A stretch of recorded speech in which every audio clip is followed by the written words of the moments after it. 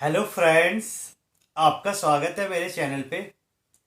तो आज मैं आपके साथ शेयर करने आया हूँ revision strategy for repeaters. Repeaters in terms, जो भी बच्चे दोबारा तैयारी करना चाह रहे हैं सीएसआर नेट की जून 2022 के लिए, उनको कैसे पढ़ना चाहिए और क्या चीज़ें जो उनको ध्यान में रखनी चाहिए, आज मैं इस बारे में बात करूँगा। तो जैसे कि आप सभी को पता है कि आपकी आंसर की आ गई है सीएसआर नेट की, और आपने रिस्पांस की भी चेक कर ली है और गेट की भी आई होप आपने चेक कर ली होगी। तो उसके बाद आपके दिमाग में यही सवाल आ रहा था कि अगर आपके कम मार्क्स हैं तो आपको कैसे दोबारा रिवीजन करना चाहिए या अपनी प्रिपरेशन को कंटिन्यू रखना चाहिए आने वाले एग्ज़ाम के। तो कहने का मतलब यही है कि आज हम इस स्ट्रैटेजी के बारे में ही बात करेंगे कि कैसे आप दोबारा प्रिपरेशन कर सकते हैं और क्या आपकी प्रिपरेशन स्ट्रैटेजी रहनी चाहिए। तो चलिए शुरू करते हैं। तो फर्स्ट तो ये मैं आपसे कहूँगा, अगर आपने पिछले साल बहुत मेहनत की है सीएसआर नेट और गेट के लिए और फिर भी आपका एग्ज़ाम नहीं हो पाया है, तो प्लीज़ आप टेंशन ना लीजिए।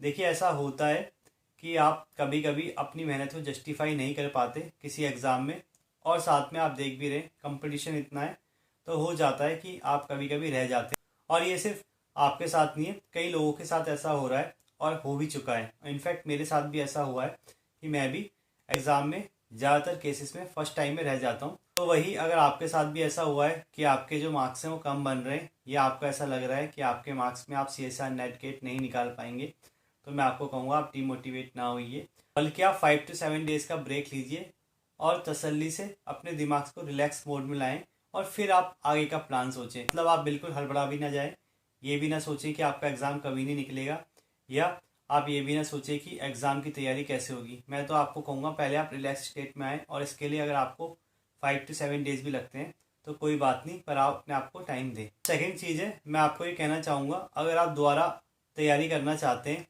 तो सबसे पहले जिम्मेदारी आपकी ये हो जाती है कि आप अपनी मिस्टेक्स को एनालिसिस करें।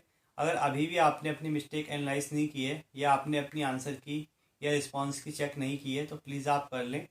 सीएसआर नेट की तो शायद अब नहीं हो पाएगी, भी मैं अगर कहूँगा अगर कहीं से हो सकता है तो आप अपनी रिस्पांस की और गेट के आंसर चेक कर लें और ये देख लें कि आपने कौन से सवाल में मिस्टेक की है और कौन से सवाल है जो आपने सही किए, कौन से आपके वीक पॉइंट हैं, कौन से आपके स्ट्रॉन्ग पॉइंट हैं।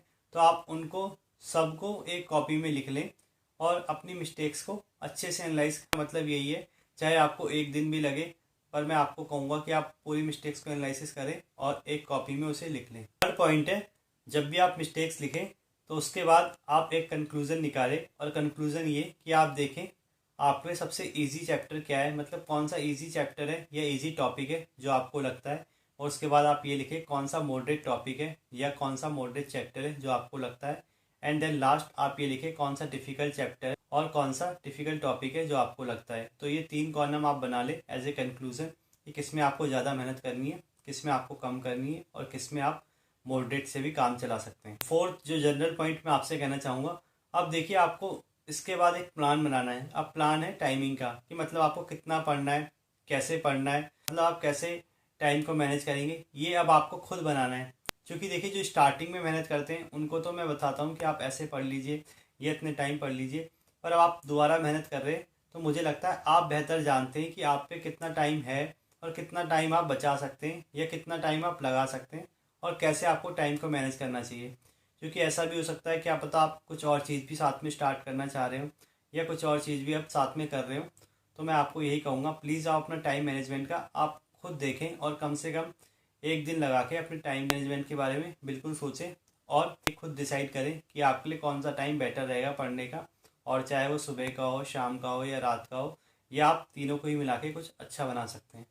और अब आते हैं मेन पॉइंट्स में कि आपको करना क्या है और किन चीज़ों में ध्यान देना है। पहले जो प्रॉब्लम आ रही है आपको, आप ये पूछ रहे हैं कि सर क्या बुक्स पढ़नी चाहिए या कोई टॉपिक्स हैं जो आपको समझने नहीं आए, तो उनके लिए क्या आप बुक रेफ़र कर सकते हैं। तो मैं आपको कहूँगा यस, आप बुक रेफ़र कर सकते हैं, पर तब तक जब तक आपका सीएसआर नेट गेट का रिजल्ट नहीं आ जाता, या आप 1 मंथ के लिए सिर्फ बुक रेफ़र करें। कहने का मतलब यहाँ पे ये है कि आपको कोई टॉपिक वीक लग रहा है या कोई सिलेबस है जो आपने कंप्लीट नहीं किया है, तो मैं आपको कहूँगा आप उसके लिए बुक रेफ़र कर लें, पर उसकी भी एक टाइम लिमिट रखें। मतलब ऐसा नहीं है कि अब आप बुक से तैयारी करें। मैं कहूँगा तैयारी आप उसी कंटेंट से करें जो आपने पढ़ा है, पर हाँ कुछ चीज़ें जो आपको लगता है कि आपको बुक से पढ़नी चाहिए आप पढ़ सकते हैं, पर उसका भी एक टाइम लिमिट को फिक्स रखें और वो मैक्सिमम 1 मंथ का होना चाहिए, या तब तक जब तक आपका CSR नेट या गेट दोनों का रिजल्ट नहीं आ जाता। सेकंड इसी से रिलेटेड है कि मैं आपको कहूँगा जब भी आप बुक पढ़ें तो आप उसके नोट्स भी साइड वाइज बना के रखें। मतलब आपको 1 मंथ के अंदर उसके नोट्स भी पूरे कंप्लीट कर लेने हैं जो भी आप बुक से पढ़ेंगे। अब ऐसा नहीं पूरी बुक आपको पढ़नी है, आपको वही चीज़ पढ़नी है जो आपको नहीं आती है। देन उसके बाद आप क्या करेंगे, अपने कंटेंट प्लस बुक का कंटेंट जो भी आपने एक्स्ट्रा पढ़ा है या जो भी टॉपिक आपने एक्स्ट्रा पढ़ा है उसको आप कम से कम 5 to 7 टाइम्स मिनिमम करेंगे एग्ज़ाम से पहले। और एग्ज़ाम से पहले का मतलब है कि आप ये सोच के चलें कि आपका जो एग्ज़ाम है वो जून मिड में होने वाला है। देखिए वैसे तो मुझे लगता है आपका एग्ज़ाम मिड जुलाई में होगा, पर जून मिड में इसलिए बोल रहा हूँ जिससे आप उसको और अच्छे से यूटिलाइज कर पाएँ अगर बीच में कोई गड़बड़ होती है तो। थर्ड पॉइंट है आप क्वेश्चन प्रैक्टिस का पूछते हैं तो मैं आपको ये कहूँगा क्वेश्चन तो आपको सेम ही प्रैक्टिस करने हैं। अगर आप किसी कोचिंग को फॉलो करते हैं या कोई पर्टिकुलर कंटेंट फॉलो कर रहे हैं तो आप उसी के क्वेश्चन की प्रैक्टिस करें। और अगर आप पे कोई भी क्वेश्चन अभी भी नहीं है तो आप प्रीवियस ईयर क्वेश्चन को कम से कम 3 to 4 टाइम्स मिनिमम लगा लें एग्ज़ाम से पहले। मतलब आपको सेम क्वेश्चन या सेम कंटेंट जो भी आप फॉलो कर रहे हैं उसके क्वेश्चन आपको 3 to 4 टाइम्स लगा लेने हैं एग्जाम से पहले। यहाँ पे भी आपको एग्जाम मिड जून मान के चलना है ताकि आपका 1 महीना आपके ऐसे बैकअप प्लान पॉइंट है। मैं आपसे ये कहूँगा रिवीजन करते समय आप ये बात ध्यान रखें, आप रिपीटर हैं या दोबारा मेहनत कर रहे हैं तो ये आपकी जिम्मेदारी रहती है कि आपको इस बार सिलेबस पूरा कंप्लीट करना है।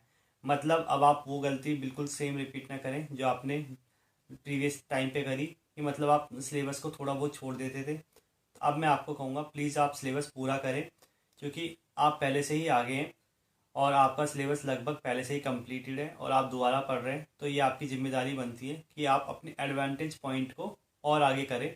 क्योंकि देखिए कंपटीशन बहुत ज़्यादा है, बहुत ज़्यादा बच्चे मेहनत कर रहे हैं, तो आप कैसे आगे हो सकते हैं अगर आपने सारा सिलेबस अच्छे से कंप्लीट किया हो और बहुत ज़्यादा बार उसे पढ़ा हो। पॉइंट है देखिए रिवीजन आपको करना कैसे, तो रिवीजन करते समय आप ये बात ध्यान रखें कि आपको सबसे पहले डिफ़िकल्ट पार्ट को पढ़ना है। यानी आप हमेशा पहले उसको करेंगे जो आपको डिफ़िकल्ट लगता है, देन आप मॉडरेट पार्ट को पढ़ेंगे एंड देन लास्ट में आप इजी पार्ट को पढ़ेंगे। तो यानी जब भी आप 5 to 7 टाइम्स रिवीजन करेंगे तो आप इसी स्ट्रैटेजी को फॉलो करेंगे कि जो आपको डिफ़िकल्ट लगता है पहले उसे पढ़े, then moderate part, then easy part. अब 6th पॉइंट है जो मैं आपसे कहना चाहूँगा, देखिए अब की बार आप इस चीज़ का ध्यान रखें कि आपका सिलेबस और नोट्स या रिवीजन जो भी है वो 1 मंथ पहले कंप्लीट हो जाना चाहिए ताकि आप जो टेस्ट सीरीज़ हैं या जो भी क्वेश्चन प्रैक्टिस है लास्ट में की जाती है उसे अच्छे से कर सकें। मतलब इस बार अगर आप कोई टेस्ट सीरीज ज्वाइन करना चाहते हैं तो उसे टाइम से ज्वाइन कर ले और टाइम से सारे टेस्ट दे दें। मतलब अब आपका ये क्वेश्चन नहीं होना चाहिए कि सर एक साथ टेस्ट आ गए हैं अब उन्हें कैसे दे, या आप टेस्ट एनालाइज नहीं कर पा रहे हैं, या आपको इतना टाइम नहीं मिल पा रहा है कि आप एक टेस्ट के बाद दूसरे टेस्ट को कैसे कंप्लीट। तो यहाँ पे मैं आपको यही कहूँगा प्लीज़ आपका सिलेबस, नोट्स, रिवीजन सब 5 to 7 टाइम्स एग्ज़ाम से पहले ख़त्म हो जाना चाहिए और वो भी 1 मंथ पहले, कि आपकी जो लास्ट मंथ की क्वेश्चन प्रैक्टिस है वो आप अच्छे से कर सकें और सारी टेस्ट सीरीज भी आप अच्छे से दे सकें। अब लास्ट मैं आपसे ये कहना चाहूँगा, देखिए ये एक मेरी तरफ से रिवीजन प्लान था, अब इसको कैसे एक्सिक्यूट करना है ये मैंने आपके ऊपर छोड़ दिया है। क्योंकि अब मुझे ये लगता है अब आप अपने बारे में बेहतर जानते हैं क्योंकि आपके पास ऑलरेडी आपकी मिस्टेक्स है, एक्सपीरियंस है, तो अब आपको उसको कैसे यूज़ करना है तो ये आप पे डिपेंड करता है। और मैं यही कहना चाहूँगा, देखिए it's okay to fail, it's okay to cry. मतलब ये नॉर्मल है फेल होना और नॉर्मल है डिमोटिवेशन आना फेलियर से, पर हाँ हमेशा आगे भी बढ़ना पड़ेगा। और ये चीज़ आप ध्यान में रखें कि कई बच्चे पास होते हैं और कई सारे बच्चे रह भी जाते हैं, पर हाँ अगर आप कोशिश करेंगे तो आप उन बच्चों में भी आ पाएंगे जो अच्छे से क्वालिफाई कर दें। आई होप नेक्स्ट टाइम आपका बहुत अच्छा जाएगा और आपकी प्रिपरेशन बहुत अच्छी होगी। और आगे भी ऐसी इन्फॉर्मेटिव वीडियो देखने के लिए वीडियो को लाइक करें, शेयर करें और चैनल को सब्सक्राइब करें। Thank you.